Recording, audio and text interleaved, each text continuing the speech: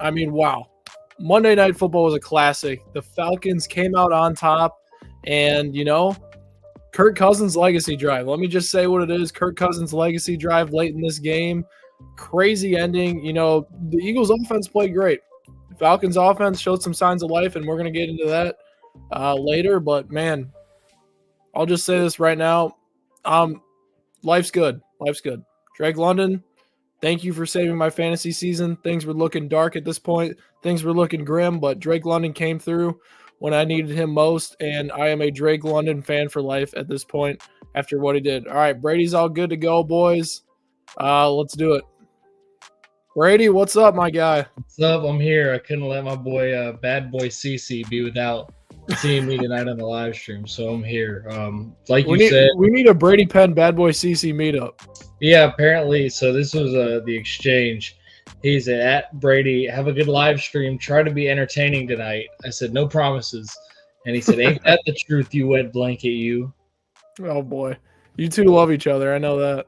No, I know. He's a big fan of my work. I respect the game, the troll game, a game that I used to be active in, but not anymore, on to bigger, more professional things. But like you said, though, Kirk Cousins' legacy drive, that was insane. And the Falcons, they needed that because with Kansas City looming next week, you can't risk falling to 0-3 with the way that the Bucs and Saints have started. So that was literally as much of a season-defining win as you can have in week 2 if you're the Falcons. Dude, I mean, wow.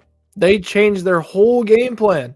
Last week, I saw them go from pistol so many times and I know Joe Buck and Troy Aikman were talking about how, they had a different game plan because it was the Steelers. Why?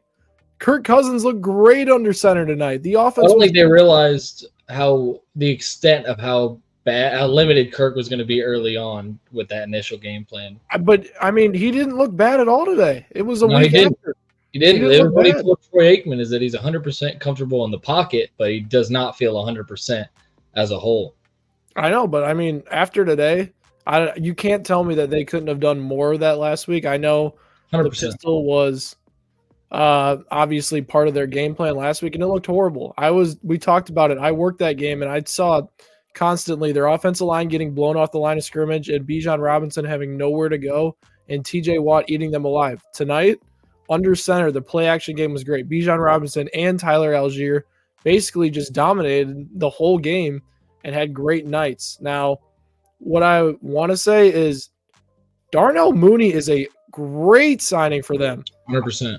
I think Drake London showed he's the number one. I mean, we saw how many times Kirk Cousins was looking at him as his first read where he didn't get the ball, and the Eagles were obviously covering him different, but Darnell Mooney, man, breakout game for him. He was open all the time deep, and we saw the Packers have their way with this Eagles secondary last week. The Falcons obviously didn't get it going until late in this one, but Darnell Mooney was impressive. Kyle Pitts, quiet showing, but he blocked pretty well tonight, and I know they kept mentioning that in the broadcast. And then on the Eagles side, I know you guys see some comments already. Bench Jalen Hurts. I don't think that's happening anytime soon. I don't think Jalen Hurts played that bad. I mean, the Eagles did well with their possessions. It just felt like the Falcons controlled the line of scrimmage in this one and basically controlled the time of possession. It felt like each team had the ball for 8-7 minutes each time, and a lot of the time they had to settle for field goals, and that's kind of why we got the score we did. But it really was an offensive game where teams controlled the clock, and then once they got to the red zone, the defenses found a way to stop either team. But, I mean, man, this game was a fun one on Monday night. Definitely. It was sort of similar to that Chiefs-Bengals game yesterday. Both defenses a couple times in that one bowed up once the ball got closer to the end zone, and we saw the same thing here tonight with the Falcons and the Eagles. And if anyone's feeling bad, the big loser of tonight has got to be Saquon Barkley. Solid game for him overall, and then drops that game-sealing catch in the flat on third down, ends up giving the Falcons a minute 40 to work with. They only end up needing about a minute of it. They go down and score. So if you're Saquon, you got to be beating yourself up over that one. I think the Eagles did a solid job moving the ball without A.J. Brown, their number one receiver. Hurts was looking for Devontae Smith quite often, who was getting open and was having a good night himself. Saquon, once again, was a good dual threat back, and the O-line performed really well for the Eagles tonight. The Falcons really had no pass rush, especially outside of Matthew Judon, And for the most part, Jalen Hurts had really clean pockets and all day to either throw it and find somebody open or to take off and run, which we saw a few times. Yeah, and this was the first time I've watched Jalen Hurts in 2 years now where he actually looked explosive running the ball. We saw last year he basically looked like an old man running the football and was getting gains of 1 on QB scrambles and then the draw plays. But tonight, man, he was explosive. He looked like the old Jalen Hurts we saw in his MVP season, the way he was rushing it. I mean, he wanted this one, it looked like. He was running through defenders. He wasn't going down easy. And then in the passing game, he didn't make many mistakes at all. He played a very good game tonight.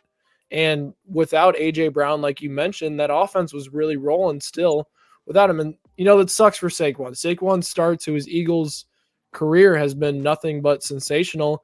And then, unfortunately, on that third down play, he just drops a pass. And first thing that thought in my head, could you imagine the backlash he's going to get if the Eagles lose this game? And poor Saquon Barkley, with how great he's been doing, is only going to hear about how Saquon Barkley lost this one for the Eagles on that drop. And, I mean, the drop was bad. Saquon 100% has to catch that ball, but I think the Eagles got a little bit too cute. I think it was, 3rd and 3? Third and 3, they could have ran down another easily run the ball, and you probably get it. I think they get 3 yards on this Falcons front tonight, but even if you don't, you take another 40 seconds off the clock instead. You stop the clock, you settle for 3. Falcons have a minute 40 to work with. And the thing is, the Falcons also had no timeouts, so they would have really been on the ropes having to make that drive in 40 seconds with no timeouts. And I think it's a different approach than the one they ended up taking. So just all in all, I think it was a little bit too cute of a call. It was a correct call. Like, it worked. Saquon got open. That bootleg on 3rd and 4th and short is really hard to stop. But all in all, I think they could have just handed it to him up the gut one more time. Yeah, and I don't hate the call because, that's the right call. Go win the game. I think if I'm in that situation, I'm making that call, and I think a majority of NFL head coaches are making that call. They want to go end the game, right? The Eagles had a touchdown lead regardless of if that play succeeded or not.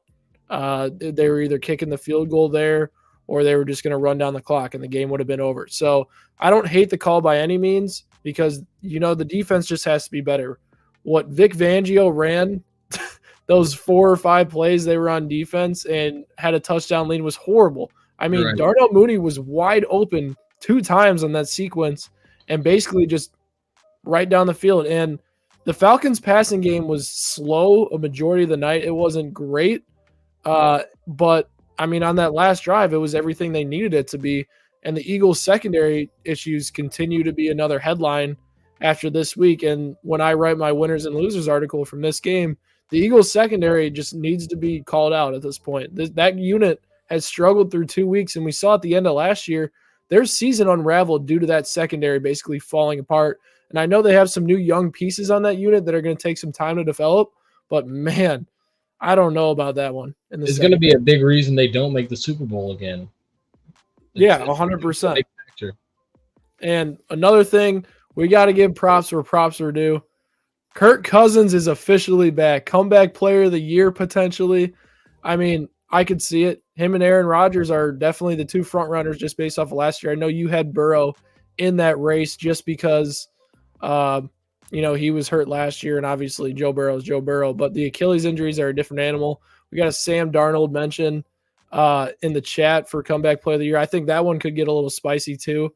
But, I mean, you have the 2 Achilles quarterbacks, Joe Burrow and then Sam Darnold, I think, are all the front runners for that award right now. And it'd be interesting to see if Sam Darnold, he leads the Vikings to the playoffs at 11-6, and he has an above-average season. If he gets that award over guys like Rodgers and Cousins and Burrow, if they all have average seasons and their teams are just kind of mediocre the rest of the season, I think that'd be a pretty cool story to see Sam Darnold develop. And then makes an interesting question for next year. J.J. McCarthy or Sam Darnold if Darnold has a year. It's a similar situation to what they had with Case Keenum a few years back if Darnold performs like he has the first 2 weeks. Yeah, it'll be interesting to see. And then back to Kirk. I mean, at halftime, I was seeing Falcons pages talking about it's time to put Penix in. The first 6 quarters of Kirk Cousins' Falcons era just were really bad, to put it bluntly. And I still think that we saw some things Kirk needs to work on in that second half. I think that kind of being worried about planting too hard on that Achilles. He's not finishing through throws all the way, and I think it's resulting in a lot of his intermediate passes kind of being lower targeted and towards the feet and shin area of these receivers. I think he needs to get the ball up a little more. Don't think he has as much zip as he had in that past, but with all that being said, that final drive, especially the poise that he had, you could tell Kirk had been there before. You could tell there was no panic in him, and he just led his team down the field. And in terms of the pistol formations last week, I'll give Zach Robinson a little bit of slack. It was his first time ever calling a game as an OC. Probably wanted to go with more towards what he likes, regardless of the personnel, and then adjust as need be for the personnel that you do have. And I think that's what he did for Kirk this week, was switched out of that, got more under center, a lot more play action for Kirk, and he succeeded a lot more than he did against Pittsburgh because of that. Yeah, and obviously next week they have a tough test against Kansas City, and that defense is it's going to be a good test for the Might be a trap game. I could honestly see that being a trap game. Like, that's the typical, like, Chiefs let them hang for 3.5 quarters and then get a game-winning field goal kind of game. I think it's going to be, obviously with the Isaiah Pacheco injury, the offense is going to look different. They've really turned into a running team first, almost the last 12 games they've played. With Pacheco, they're going to go back to airing it out. And it's going to be interesting to see what looks the Falcons get. The Falcons have obviously Jesse Bates and A.J. Terrell in that secondary who are going to provide a lot of problems for the Chiefs. But it's going to be interesting to see how much they mix in Carson Steele, Samaje Perine, and then maybe recently signed Kareem Hunt on Tuesday from what I'm hearing, which is definitely an interesting move. That means Clyde Edwards-Helaire is basically toast at this point with his mental injury or illness or whatever they're calling it. But it'll be interesting to see the Falcons, how they kind of work around the Chiefs' athletic secondary versus, the Eagles have that question mark in that group versus the Chiefs have a pretty stout secondary, and how they make the adjustment. The Falcons are going to have to run the ball well against the Chiefs and control the clock like they did tonight, but their scheme matches up well with the Chiefs. We saw LaFleur's scheme give Spags a little bit of problems last year, and we could see something similar with Zach Robinson's scheme in Atlanta next week. Well, that's one thing. You mentioned them that the Falcons are going to need to have success running the ball. I feel like they have these first 2 weeks. Bijan has looked really good. He's looked explosive both in the run game and the passing game, and it'll be a unique test for the Chiefs this week. Obviously, they don't really – I feel like the Chiefs defend dual threat backs pretty well. Even CMC didn't have his most explosive game last year in the Super Bowl. Breece Hall didn't do a whole lot against them last year. And it'll be interesting to see the way that Spags chooses to attack Bijan Robinson at that angle of the Falcons offense. And then on the other offense, it's with the Pacheco injury, even more so than we were expecting, as Hollywood Brown is also on IR. We're going to have to see how quickly Xavier Worthy can ascend in this offense. We know what Rashee Rice can do. We know what Travis Kelce can do. Those are the two staples that are still in there. But now the rookie with Pacheco out and no Hollywood Brown for probably the whole regular season, or at least most of it, we're going to see how he steps up. And I don't think the Chiefs are going to have the luxury that they were initially going to have, where he's not one of the focuses by a defense. Now you can cheat a little bit because you don't have to worry about a Hollywood. You don't have to worry about that ground and pound by Pacheco, and you can maybe cheat the deep ball a little bit more for Mahomes in terms of Worthy and even Rice, what we saw yesterday. Yeah, and going off of that, one of the things I want to talk about on this show is we had a ton of injury news today. Today was a crazy day. We'll get to Bryce Young after we talk injury news, but Isaiah Pacheco, Cooper Kupp, Deebo Samuel, A.J. Brown, all heading to the IR. Justin Jefferson, Joe Mixon, Rachaad White, all questionable in week 3 with injuries they suffered in week 2.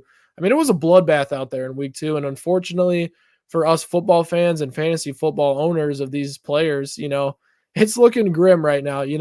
We're going to see some interesting lineups out there that, every team's banged up. It's week 2. Teams are banged up. We're going to get a different outlook on the NFL going forward. And one of the teams that is going to suffer the most, I feel like, the Los Angeles Rams, basically every player on the team is hurt.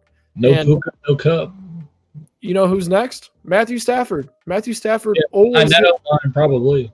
Yeah, I mean, he's on a beat-up offensive line, and that unit's going to struggle constantly, and Matthew Stafford has a long injury history. I'm worried about his long-term health this year. And the Rams at 0-2, I mean, as my NFC championship pick, it just keeps getting worse and worse and worse. It's not looking great for the Rams and the NFC. So yeah, I'm a little concerned about the Rams going forward after these injuries. 49ers, they'll figure it out. Chiefs will figure it out.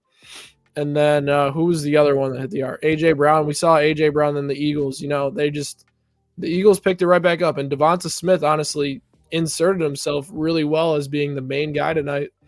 And I think he doesn't get talked about enough in this league as being an actual top wide receiver in the NFL because he's kind of overshadowed by the guy across from him. But Devonta Smith is a great wide receiver. He's one of the best number twos in the league.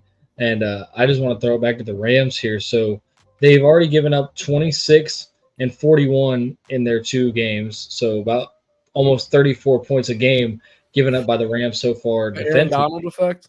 Yeah, exactly. And then your next 3 games, you got the 49ers who are coming off a loss themselves. They're going to be pissed. It is in LA, but does that even matter with how much red we see in the stands at SoFi when these 2 teams play there? Then they've got the Bears, still not sure what they can be, still not sure what Caleb's going to look like in 2 weeks or what kind of trajectory his development is going to be on. And then after that, they've got the Packers who might have Jordan Love back at that point on October 6th. We will see. But if Love is playing, that's a tough next 3 games to the Rams. And I'm ready to say, if the Rams cannot find a way to win this game against the 49ers, their season is over. It's going to be over before it even started. You'll still be looking at no Cup and no Puka Nacua for the next few weeks. And sitting at 0-3, it's historically really difficult to make the playoffs without just going on an absolute heater, winning 7 or 8 in a row. And I don't know if they can do that without those 2 receivers. So this is, for all intents and purposes, a must-win Week 3 game for the Rams at 4:25 on Sunday. I will say, going back to the Bears, one of the things that I know we have concerns right now on the Bears offense, and we talked about the encouraging signs from the Texans game, even though it was still not the outcome a lot of people were expecting from Caleb Williams in his second game. But the encouraging thing for the Bears is that defense is top 5 in the NFL. 100%. That defense is unbelievable. And with a cakewalk of a schedule that they have going forward, that team is still going to be really good. And that defense is going to give Caleb Williams as much time as he needs to be. I mean, he could be below average and them still walk out 10-7 this season based on that defense alone. But if Caleb Williams starts to develop as the year goes on, that offense gets better, the wide receivers start kind of, I don't even know how to describe this, but more on the same page as Caleb Williams. They just don't look like they're on the same page yet as Williams, and then the tackles step up.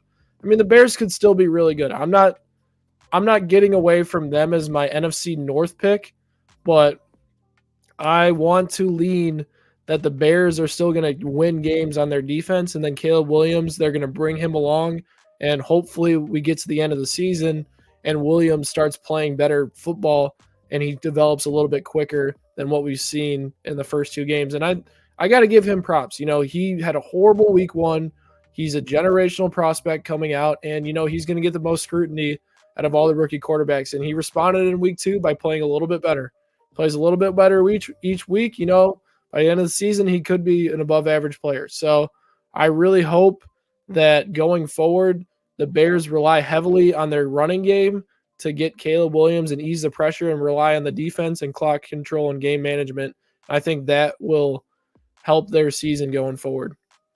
Definitely with you. I think he's going to need to take care of the football better. That was one area I felt he regressed last night. Probably the one area I'd say he was worse than he was in week 1 was protecting the football. And it's a learning curve. You saw some of the crazy plays that he made after extending the play in college, especially last year at USC and the year before when he won the Heisman. You'd see him right on the sideline just decide to chuck it up, and there's somebody open down the field. He tried something like that last night after escaping a sack, and then he throws it up, and there's 3 grown men standing there ready to pick it off. So it's going to be an adjustment. We'll see. I'm not ready to write off Caleb Williams at all after 2 weeks like some people are, and I will say the people that are doing that are people that had already predetermined in their mind that he was a bust and was going to fail before he even took a snap. So I wouldn't put too much into that. Yeah, and the other thing is you got to look at the other rookie quarterbacks. Jaden Daniels, obviously, you know, he's been solid, but he hasn't really shown any promise down the field passing yet. And then Bo Nix, he's struggling a ton over in Denver. And if you compare that to what Caleb Williams has done in his 2 games, I don't think you can be worried yet, right? He's going to have time to develop. And if they mix in a better combination of DeAndre Swift and Khalil Herbert, I'm not sure if DeAndre Swift is necessarily a workhorse running back, but if they mix a combination of those 2 guys, they could really get the ground game going. And we saw I know Justin Fields helps a running game get going a little bit, but that Bears offense could run the ball well last year. And I don't think they should get away from that identity completely because it's going to take the pressure off of Caleb Williams a little bit. I agree with you 100%. And I mean, it'll be interesting to see Rome Odunze. I think that's another guy I want to point out on the Bears offense that hasn't lived up to what we expected so far. As number 9 overall pick and really hasn't gotten a ton of separation. There was one play last night where he had a chance to come down with a touchdown. He dropped it after the contact. And it was not an easy catch, but it's a catch that if you're being brought in as the number 9 pick at wide receiver and you're a highly touted prospect, you got to bring that down for your fellow rookie. And he wasn't able to. So definitely want to see more from Rome Odunze the next few weeks. But as you alluded to, that Bears defense is going to keep them in games while the rookies come along. Yeah, and I want to say, though, in the North, the Packers, we talked about how if they could hang around when Jordan Love is out, they would put themselves in a good position. And this week was a good start. Obviously got the win, and we saw what the team's going to look like without Love, and it's going to be Josh Jacobs, play action pass. And if they could win 1 to 2 more games like that, I think that gives them a good chance in the North. The Vikings are obviously going to give teams fits this year. And then the Lions are still the Lions. You know, they had a rough week. They haven't been as good the first 2 weeks of the season, but Aiden Hutchinson is an early candidate for Defensive Player of the Year. He has been balling out, and I know he was your pick before the season started. And that Lions pass rush and defense has been impressive through 2 weeks. And now if the offense gets back going like it was at the end of last year, the Lions could ascend back into that top 5 in the NFL team category, but we'll see if that offense gets going again. 4.5 sacks for him. It's tough to deny him at least being the favorite after 2 weeks. I know Max Crosby has looked really good per usual. Myles Garrett has been his normal self, so it'll be interesting. I definitely think it'll be an edge rusher this year. And actually, my preseason pick was Roquan. That's not looking good so far. I had Hutchinson as my sleeper. That was who I said was was my your sleeper pick. DPOI pick. And might not be a sleeper for too much longer the way that he's playing. But Detroit just got to figure out a couple things on offense, mainly just Jared Goff playing better. Yeah, for sure. All right. First question. Who had a worse loss, Eagles or Cowgirls? I'm going to go Cowboys for sure in this one. Who are you going with? I think I'm going to go with the Eagles just because the Cowboys got demoralized 100%, and both teams should have won their games. I'll say that the Eagles, well, now it's hard to say. The Saints have looked so good. It's good to say the Eagles are playing maybe a little bit better opponent, but we don't know. But I'll just say the way that the Eagles lost made it worse. Your home opener, obviously it was home opener for both teams, but home opener and blowing it like that at the end when you have the game fully in your hands and a chance to go to 2-0. That's what I would say. I'd say quality of loss, definitely the Cowboys were worse, but Eagles, I think that one stings more. Yeah, I think I agree with you that the Eagles loss stings more just because they had it in their fingertips and lost it, not figuratively, literally. Saquon Barkley dropped the ball, and I can't even say literally. So on the Cowboys side of things, they just got blown out, and that's why they're my pick for the worst loss. I mean, and the Saints, we didn't expect much of them. Obviously, they've shown us differently through 2 weeks, but into that game, we all expected the Cowboys to go in there and handle business against the Saints team that has struggled the past few years ever since Sean Payton, Drew Brees era is out of New Orleans, and we saw them. The defense didn't even show up. I mean, that was embarrassing, letting Alvin Kamara get 4 touchdowns, 180 yards, total yards on them. And on the offensive side of the ball, they got bullied too. They couldn't run the ball. They have a ton of question marks at that running back position. Dak Prescott struggled all day. It was a rough loss for them. And they have a lot of, gut checks going forward after a loss like that versus the Eagles, man. It's going to sting. It sucks that they had the game in their fingertips, but a good team like that, they're going to bounce back, and it's not as demoralizing as completely getting destroyed and being like, man, we actually might not be very good. The Eagles feel like they're good. They let one slip, though, tonight. Definitely. I'm with you. And I know we had talked about it yesterday a little bit. I was worried about that Cowboys defense maybe getting a little bit exposed. They got to play Deshaun Watson last week and look really good, but I just really worry about really everything past the pass rush. I mean, their run defense isn't good. We saw them get gashed a bunch at the end of last year. Didn't really make any big contribution or additions rather to contribute to that problem. The secondary is very, very hit or miss. It's very boom or bust. It's a bunch of guys that like to jump routes and aren't necessarily the best in man-to-man coverage in one-on-one situations, and the linebackers aren't very good themselves. So, I mean, I think the Cowboys, turnover-wise, will be still one of the top defenses because that's what they are built to do. I think Micah Parsons will help carry that unit a little bit higher than they're supposed to be. But all in all, I think this is an average to maybe even below average defense once teams start throwing the ball consistently on them. Yeah, I agree. All right, Mega Man, our favorite guy. Are the Raiders tanking? Now, After yesterday, no. as of yesterday, no, they're not, and am kind of surprised because they had a little bit of a moral dilemma winning this game. They lose, they get closer to a top quarterback in the draft. They win, they put themselves in a worse position to get that top quarterback and might be stuck with Gardner Minshew as their starter for one more season. So the Raiders, man, they're stuck in a very weird position. I'm not sure to what to think of the Raiders. They're going to be. I don't want to say they can't make the playoffs, but if they do make the playoffs, they're not going to make much noise. That's their ceiling. I'm And with you. yeah, they need to go get a generational prospect at quarterback through the draft eventually, or find a guy via trade or free agency. It feels like it's just going to be a revolving door in that quarterback room, and they'll be stuck in mediocrity like we seen from the Steelers now for like 8 years since Big Ben kind of fell off.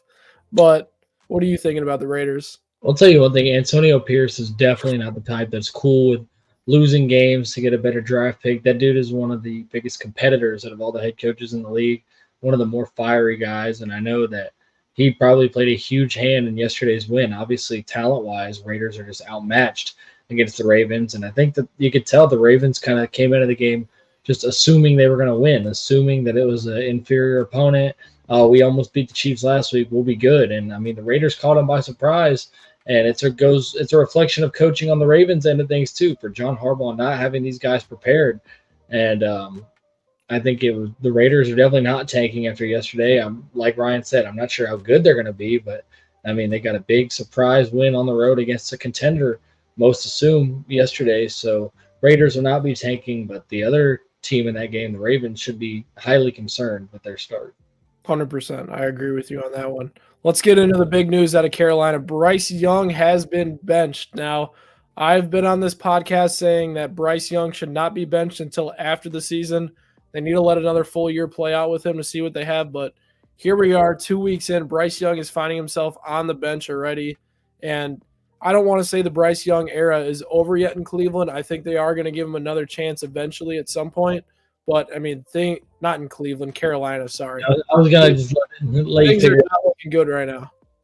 Yeah, 100%. And I saw today that the Panthers, in terms of DVOA, right now would be the seventh worst offense of all time. That's pretty good.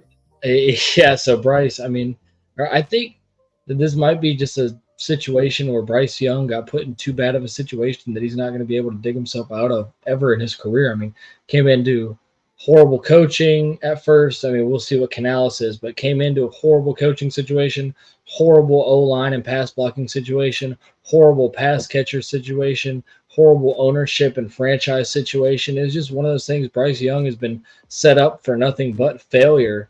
And I mean, it's easy to say that anytime that a guy drafted so high doesn't succeed and doesn't live up to the hype. But I think that from Dave Canales' perspective, it might do Bryce Young some good. The team needs to find a different approach right now, or they're just going to keep losing games, and he wants to find a way to win games before the season is just totally cooked 6 weeks in. But I think that Canales might see this as a good opportunity for Bryce Young to decompress a little bit, just not sit there in the week-to-week stressful life and grind of how are we going to win this game this week. Because I'm going to tell you, these guys, they will never straight up tell the media they don't think they can win a game. There are plenty of NFL players that play for these kind of teams and think, man, we're not winning this Sunday.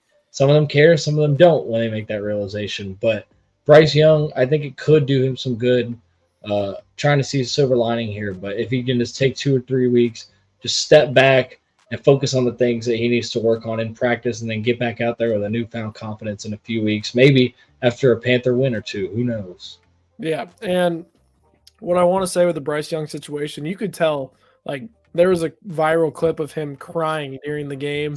his post-game press conference, he looked like unconfident Just and looks just defeated, man. he's defeated. He has no confidence right now, and honestly, sitting him on the bench is a good thing. Letting him decompress, like you mentioned, uh, and seeing if he could just find a little bit of confidence, taking a few weeks off, and seeing what happens with that. And then, honestly, if Andy Dalton has any success, he can learn from that, right? If Andy Dalton goes out there and fails, I don't think it's a learning experience for Bryce Young. It's just more of a realization that he doesn't know how to win. If Andy Dalton goes out there and performs well and the Panthers do well, I think it's a great thing for Bryce Young because Bryce Young is going to see what Andy Dalton's doing to win games for the Panthers. And, maybe Bryce Young picks up a thing or two and he gets his confidence back. But he really is looking like one of the worst first overall picks of all time. It's not looking great for Bryce Young right now. And the Bears absolutely fleeced the Panthers in that trade, regardless of what Caleb Williams is. I mean, that trade is horrendous. Definitely. And I'm just going to go back to it. I just really think this falls on the Panthers. I refuse to believe, there were some things that were probably less than ideal for Young coming into the NFL. I refuse to believe that Bryce Young just randomly went from what we saw at Alabama to a guy that just sucks and can't play the position. I just don't think that happened, and I think there may have been some flaws. I think looking back, it's easy to say should have taken C.J. Stroud number one, but are we sure C.J. is not struggling with the exact same things if he's in Carolina? And I don't know if I think that Bryce Young could have did what C.J. did in Houston, but it's interesting to think about just how important it is for these rookies to get put in the right situation, which is why I am so encouraged by Chicago going out and immediately doing everything they can to support Caleb Williams. Yeah, and I think it's very, like you mentioned, that's my concerns with Bo Nix long term. They don't have much talent around him right now. And Jaden Daniels in Washington, thank God Brian Robinson and Austin Eckler are great running backs right now, and that's running offense has been very good through the first 2 weeks. And Terry McLaurin obviously hasn't showed up, but he's a great wide receiver. At least they have a little bit of pieces. I mean, in Denver, they have nothing. And J.J. McCarthy in Minnesota, great head coach. Justin Jefferson, obviously, Jordan Addison, Aaron Jones, a solid offensive line, right? If you get put in the right situation, you are on a fast track to succeeding. It's not a guarantee that you're going to be a great quarterback just because you have those things, but those things definitely help you on a fast track versus guys who are like Bo Nix stuck in Denver with not much talent on the offense. And then you got obviously Bryce Young last year getting stuck on the Panthers with no talent. 100%. Yeah, I'm with you. I mean, situation matters. That's the best way we know how to put it. So what's next? We got any questions here waiting on us? We'll take a few more questions. If not, I will say that this week is a pivotal week for a lot of teams. And Baltimore, Cincinnati, Jacksonville, these big AFC names, all 0-2 to start the season. I know we talked about them a little bit on our last episode, but must-win game for all three of these teams at 0-2. And we know the Bengals have a little bit more of an easier schedule these next two, but the other two teams, it's going to be tough sledding at 0-3. It really is. Yeah, 100%. And I mean, 0-2 is hard enough. I think it's like an 11% chance. 0-3, you can almost kiss your playoff chances goodbye. So it'll be interesting to see who can avoid falling into that hole and who will, and who will likely see their season already all but written off. I mean, like I said, it's pivotal that the Falcons won this game because it's the hardest team to beat in the NFL coming into their building next week. And they would have been sitting 0-2 looking that task in the face. And now you got a chance to be 2-1 with two really good wins. I'm going to take the Chiefs already. I just already know I'm taking the Chiefs this week in this game. But if the Falcons could pull off another W, it's back-to-back wins against true contenders, and you got to feel good if you're the Falcons in that case. Yeah, I mean, they have to feel good right now. They beat one of the best teams in the NFC after a rough week against the Steelers. So, I mean, they're feeling good after this win. On Thursday night, we got Jets-Patriots. That just feels like a low-scoring game coming our way. 100%. We'll have a preview for you guys Thursday morning right before the game. But until then, make sure you guys subscribe to our YouTube channel. Drop a comment on the video letting us know that you just subbed. We will like it, and we will give you a sub back just for your contribution to Blitz Sports Media. Make sure you guys check out our website. We're rolling out insights every day on NFL teams, fantasy content, and more. So with that being said, we'll catch you guys next time, and we'll be live potentially Sunday and definitely for sure Monday this coming week. Yes, sir. Y'all boys, tap in with the YouTube, TikTok, all that, like he said. Just keep tapping in. Grow with Blitz. All right, we'll catch you guys next time.